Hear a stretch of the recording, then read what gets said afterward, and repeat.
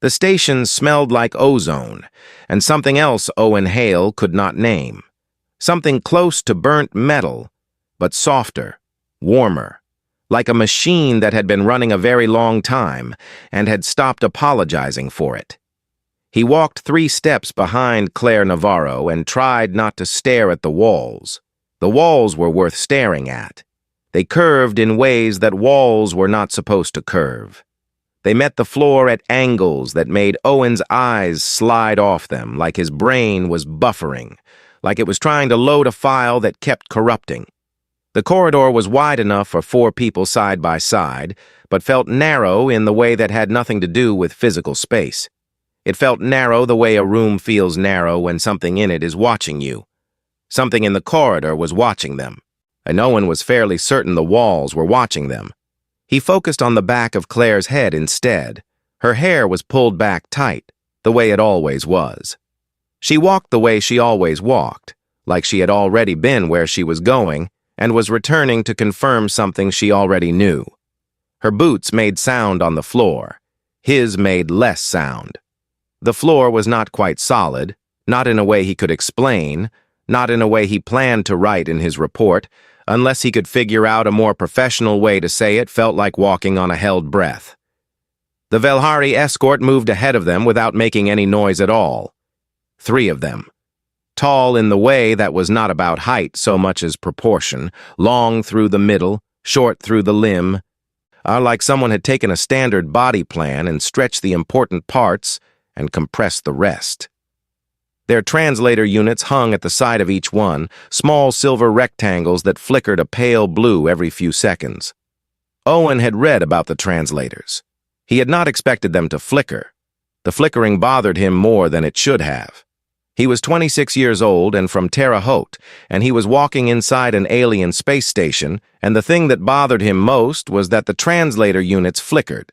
That tracked. The room they were brought into was large. It had a table in the center that was not quite a table. It had no right angles, it had no clear edge.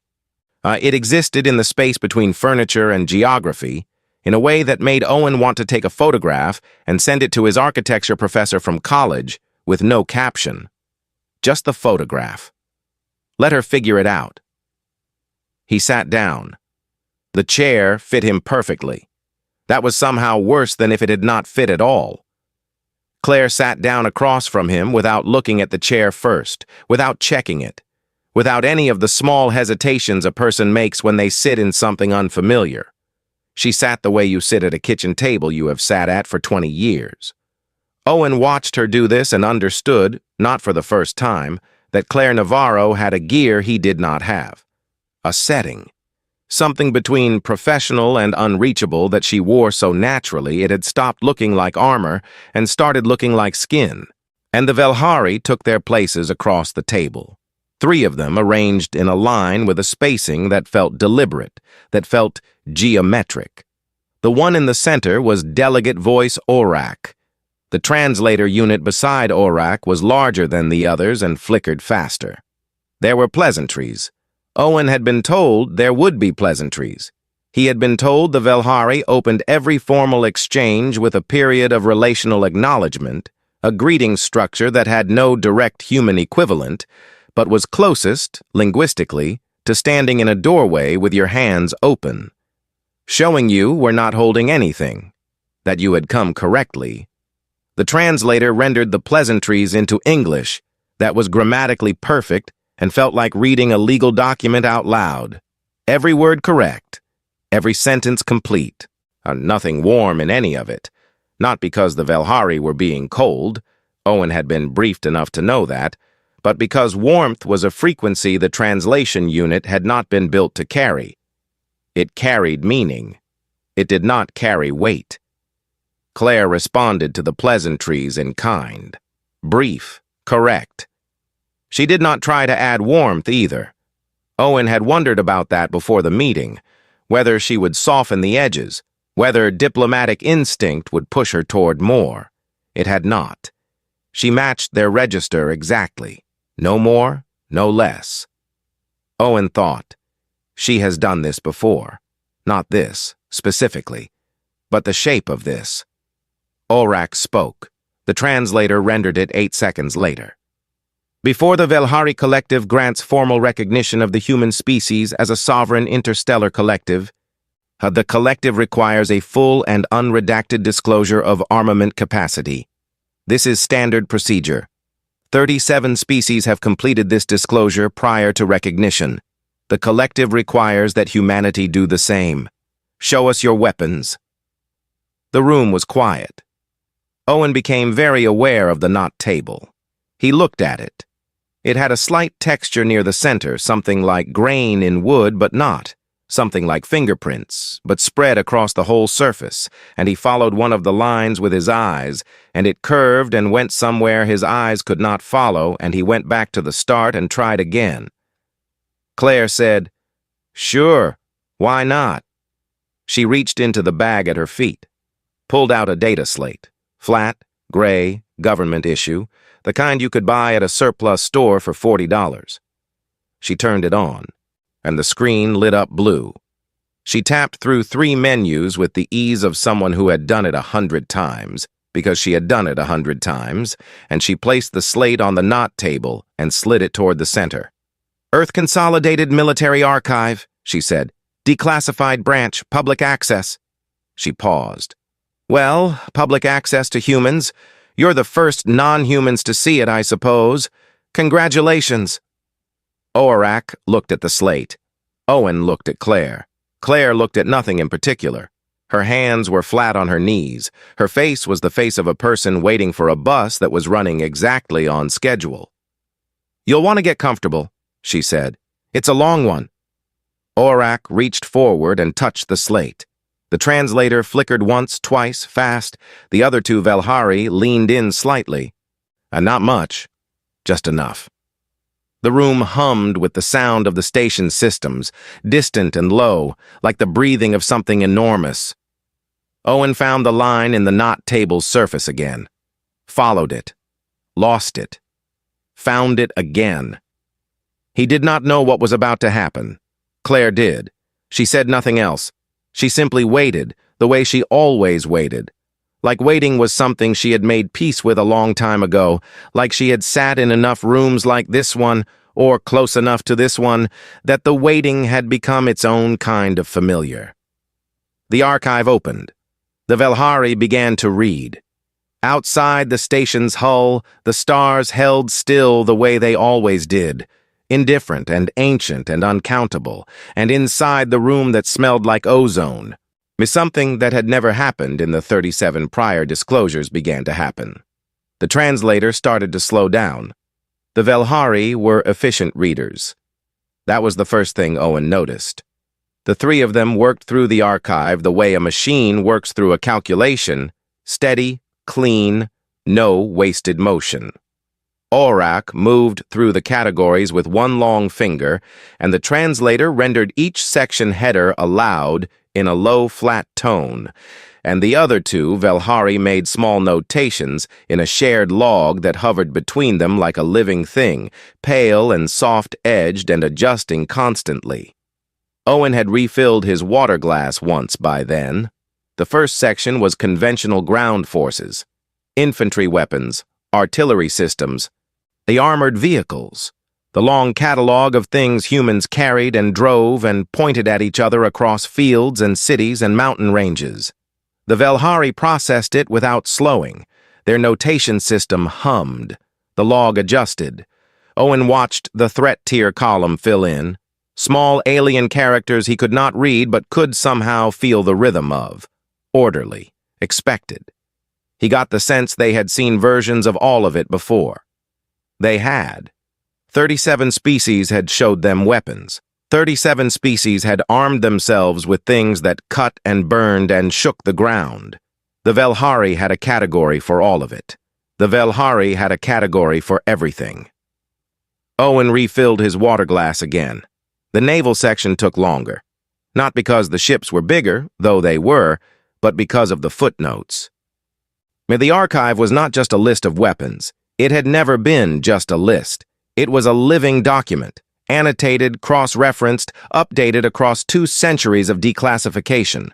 Every system had a development history. Every history pointed to a conflict. Every conflict had a name and a date. Owen knew this, had known it before the meeting, but sitting in the room and watching the translator slow as it hit the first set of footnotes, he felt it differently than he had felt it when it was just a fact in a briefing document.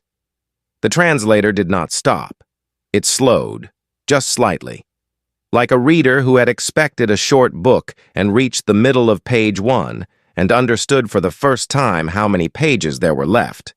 Orek moved through 3 more subsections: submarine systems, mine deployment, carrier strike groups, each one larger than the last, each one carrying its own footnotes about what it replaced and what it had been built in response to, and which conflict had made someone somewhere decide that the previous version was not enough.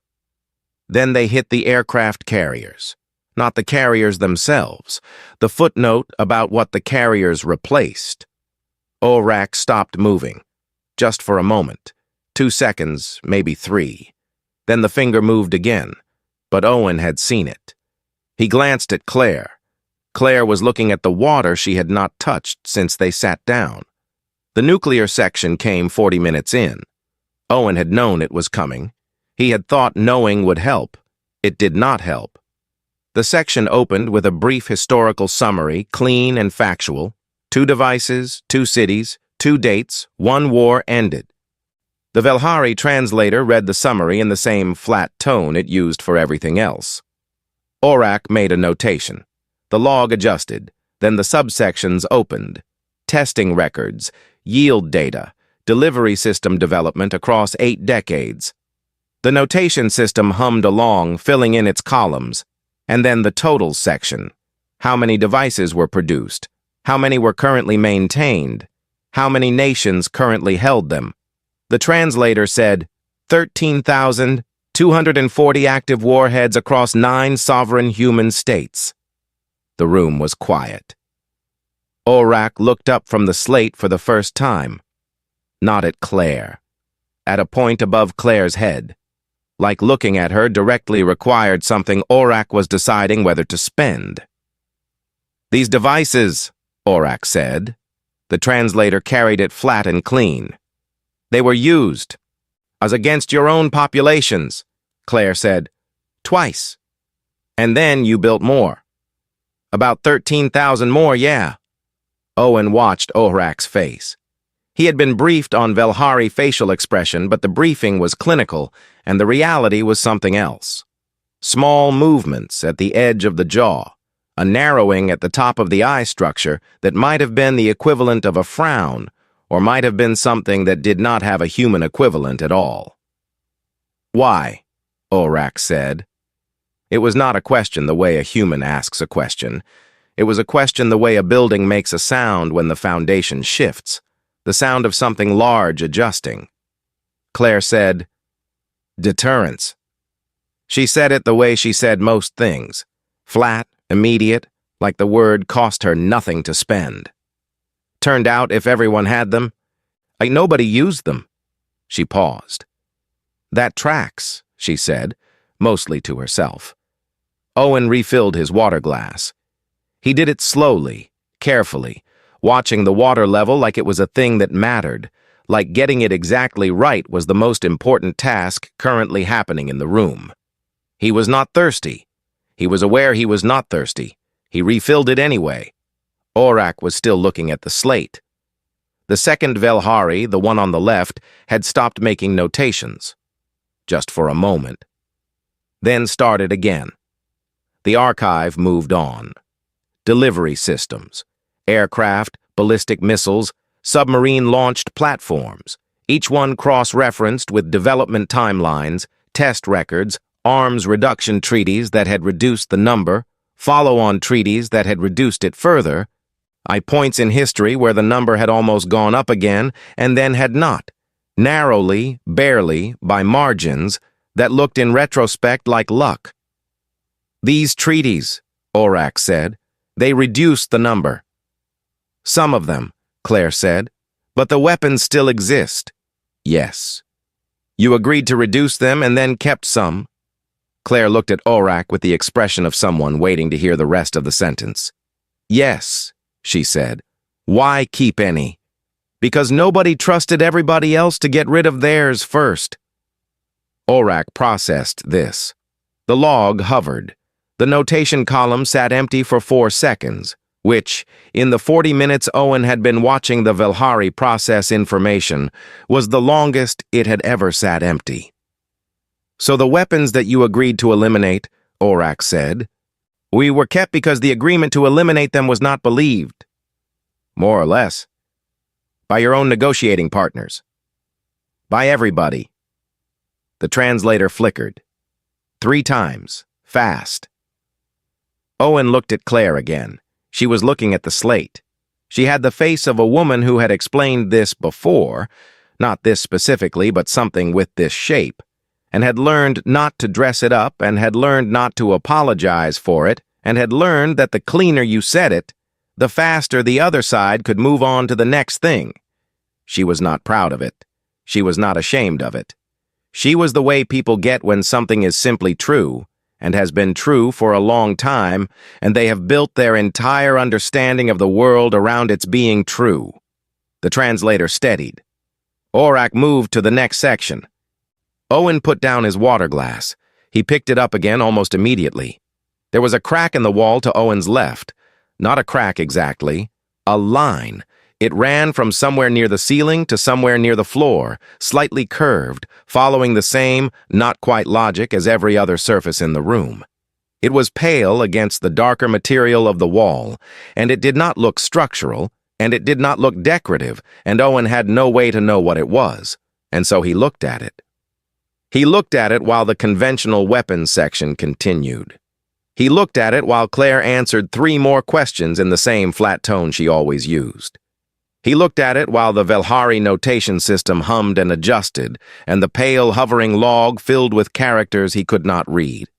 He traced the line from the top down, and then from the bottom up, then found the place in the middle where it curved slightly to the left, and followed the curve with his eyes, and lost it, and found it again. It was easier than watching what was happening at the table. The autonomous systems section went quickly. Drone programs, autonomous targeting platforms, the long record of their development and deployment, and the debates about what they were allowed to decide on their own. The Velhari processed it without slowing.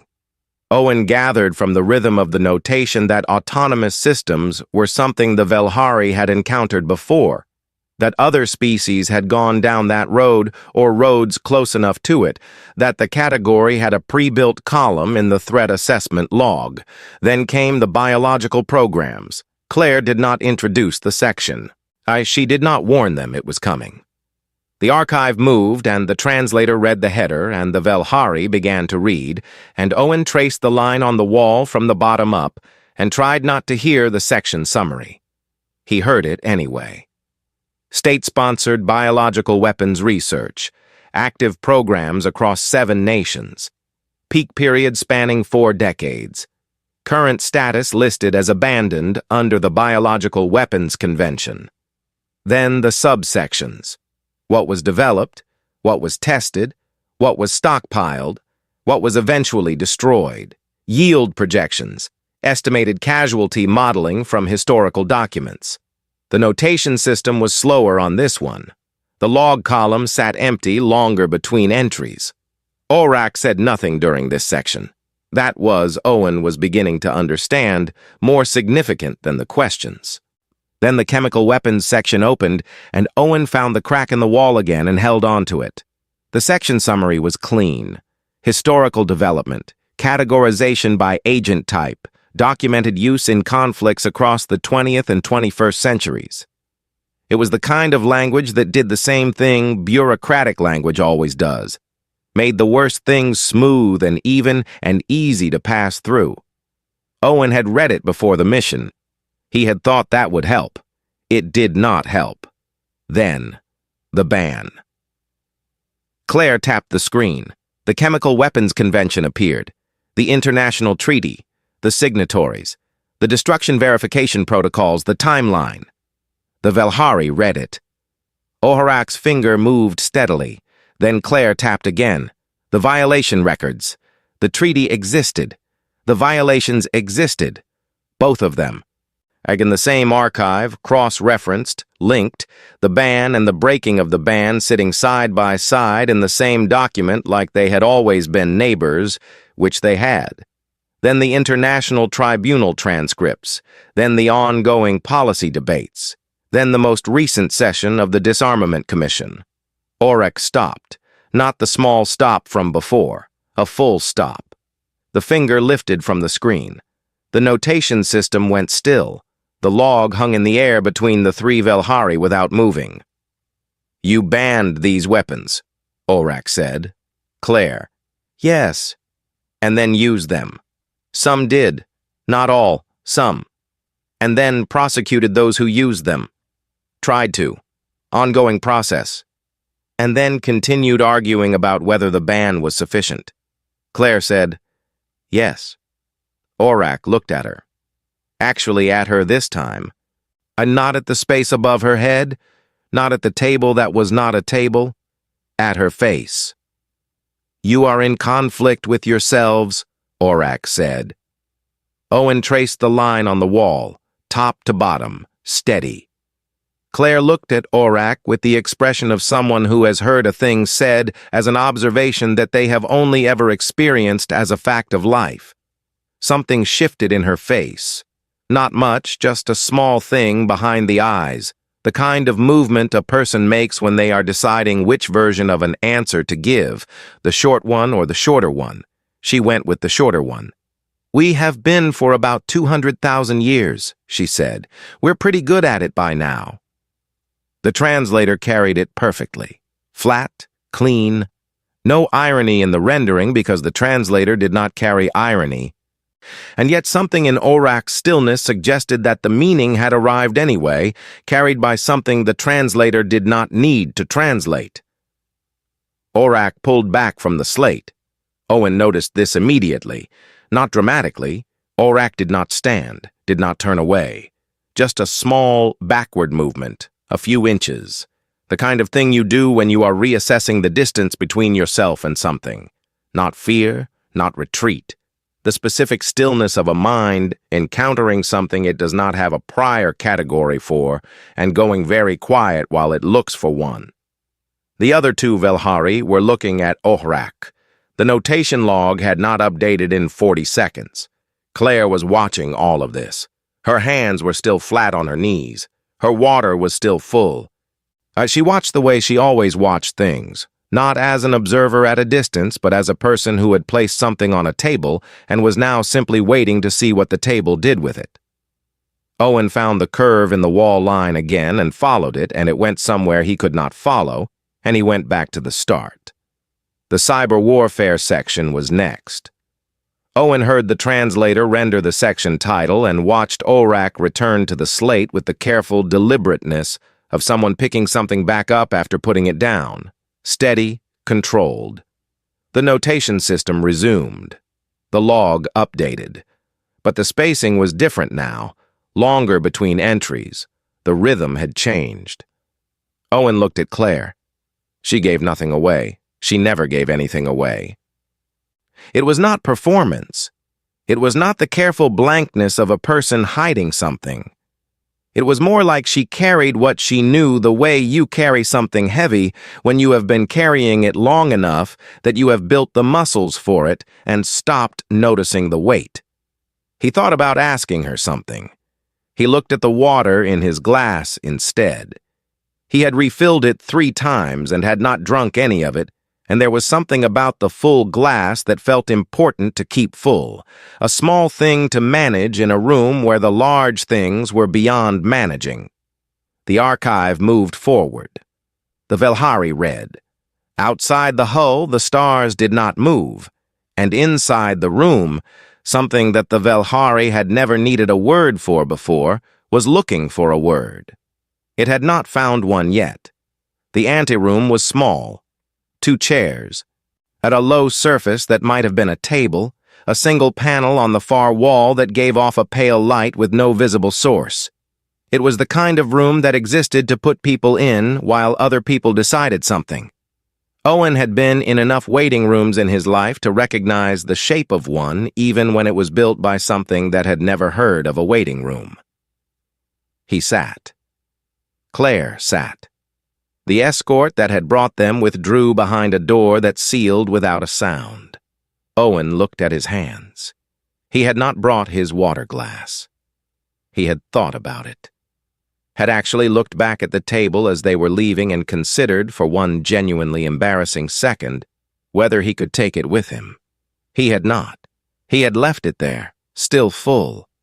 And now he was in a small alien room with no water and no line on the wall to look at, and just Claire, who was sitting the way she always sat, which was like sitting, was a thing she had decided to do completely and had no uncertainty about.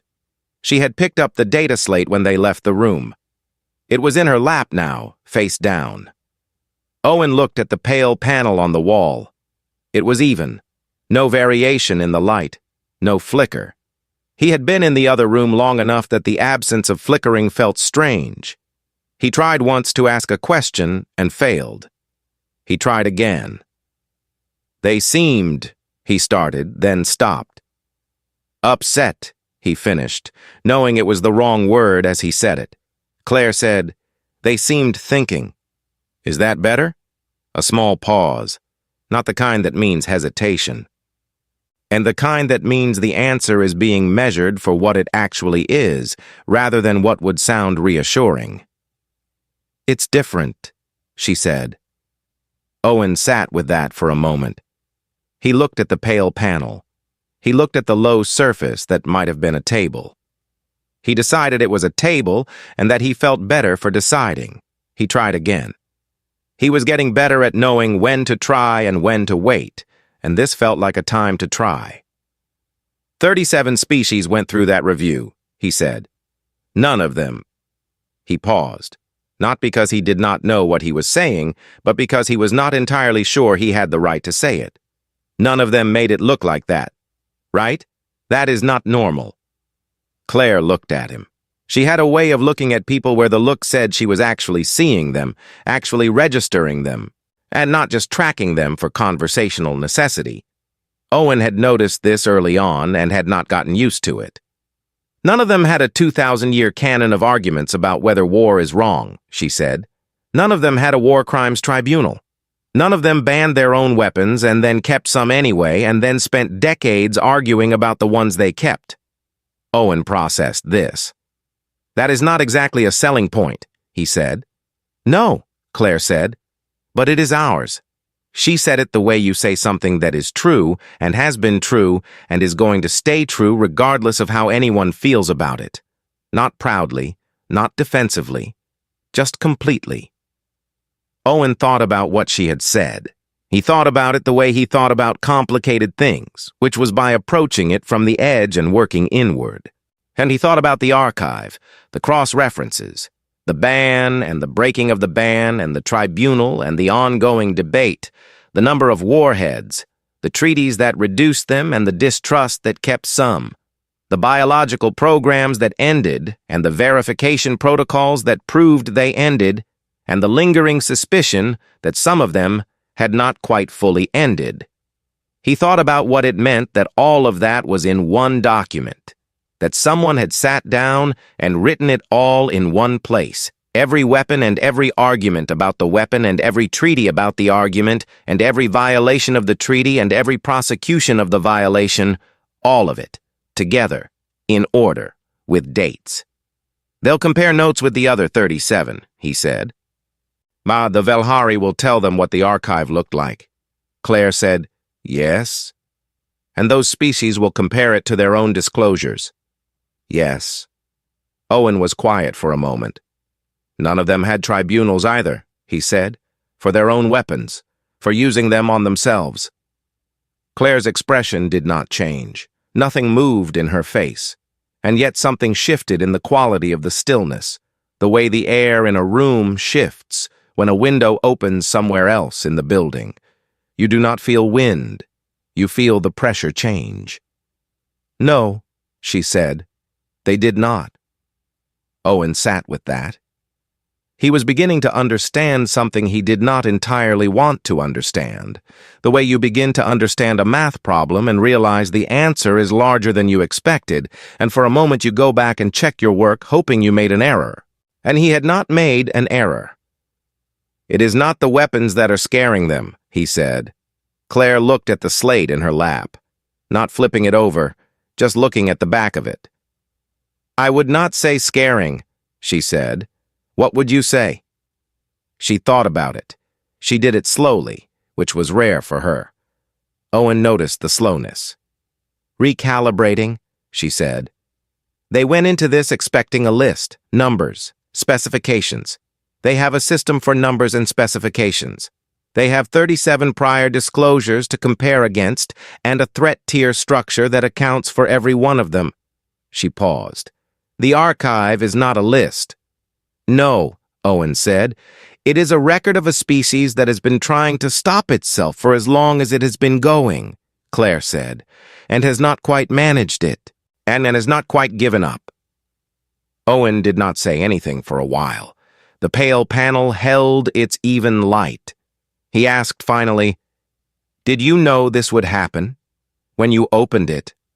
Did you know they would stop like that?"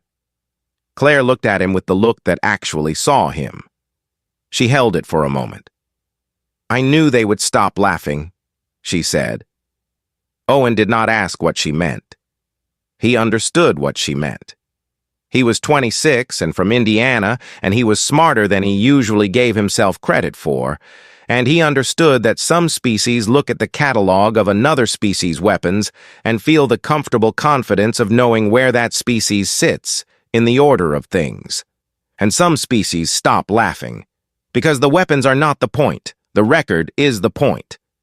The door opened without a sound. That the escort had returned. The room was the same. The knot table, the curved walls, the chairs that fit too well.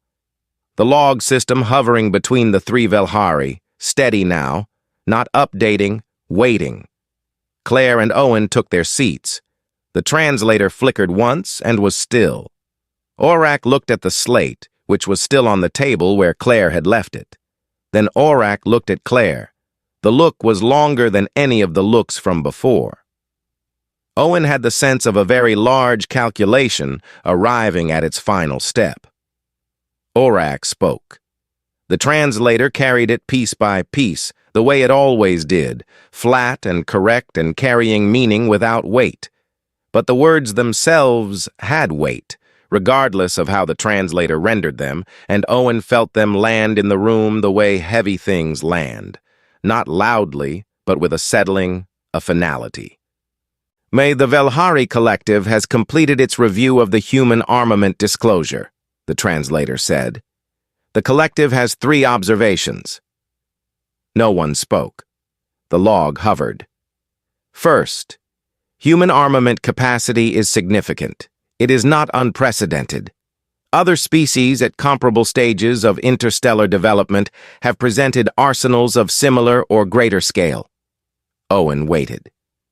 "Second, the documented history of humans deploying these weapons against members of their own species, the frequency, the scale, and the duration of this pattern is unprecedented in the 38 disclosures reviewed by the collective." The room was very quiet. "Third," Aurak paused. Not for translation. The translator had kept up. The pause was Aurak's own.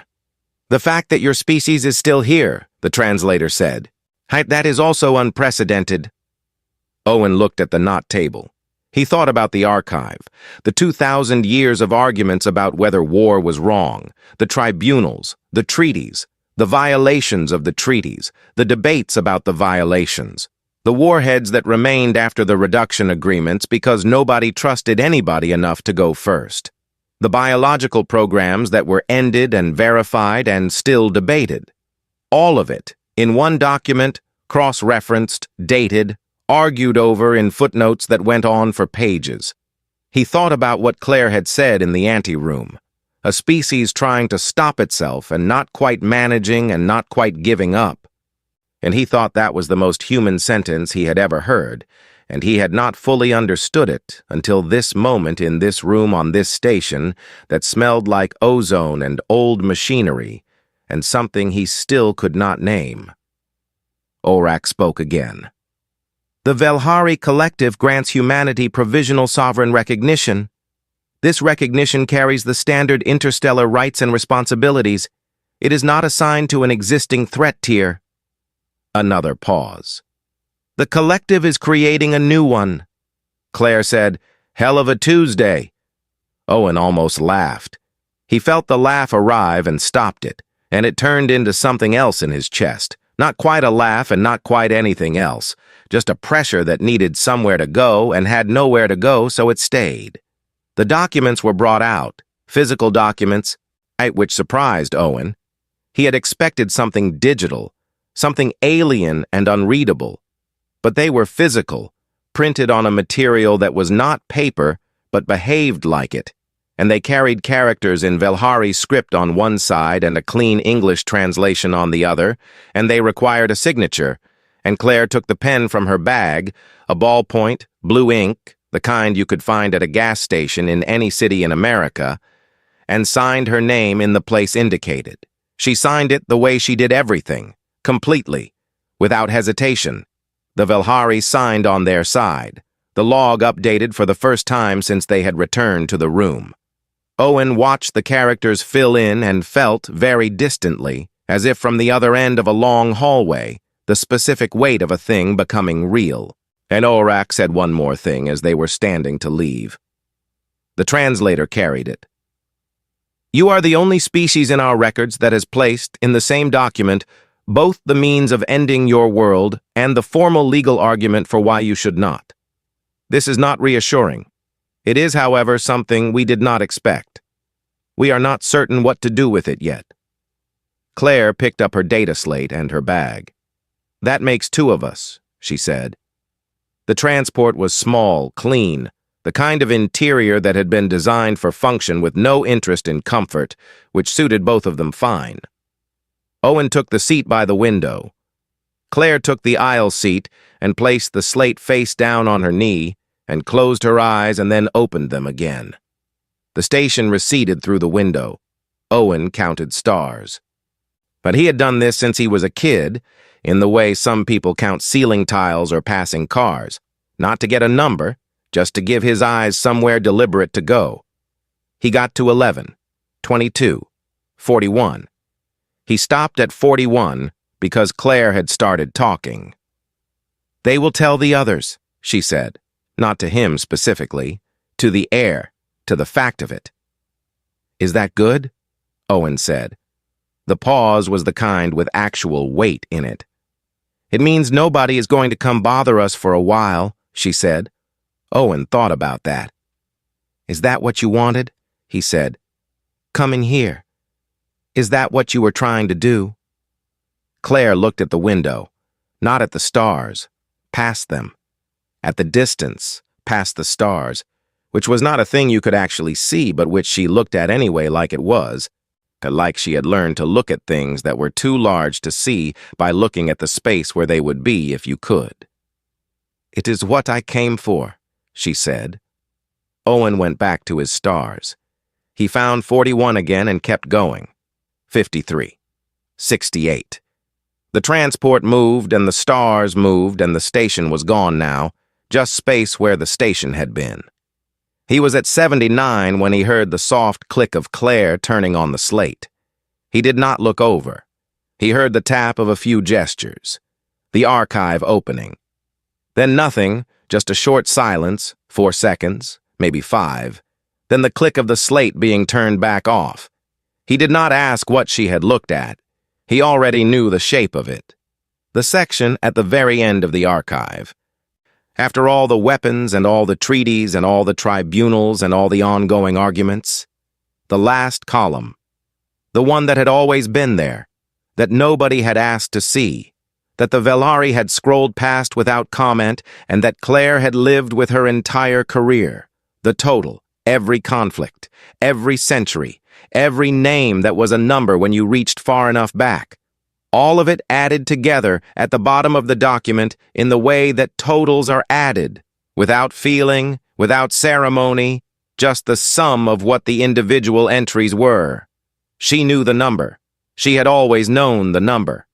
She turned the slate face down on her knee and looked out the window at nothing and everything, and the transport carried them forward through the dark.